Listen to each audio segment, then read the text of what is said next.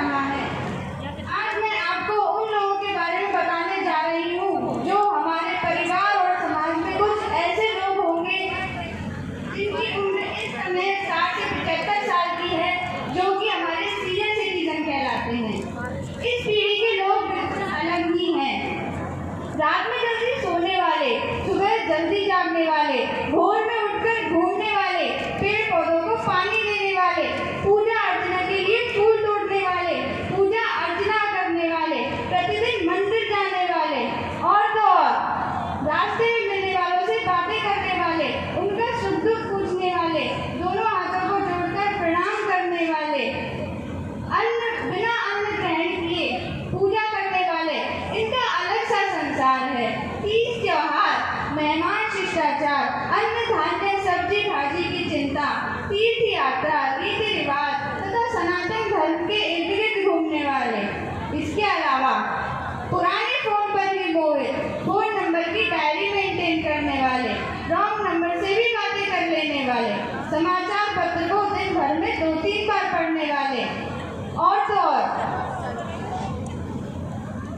हमेशा एकादशी, पूर्णिमा, अमावस्या याद रखने वाले, भगवान पर प्रचंड विश्वास रखने वाले, समाज का डर पालने वाले, पुरानी चप्पल बनियान चश्मे वाले,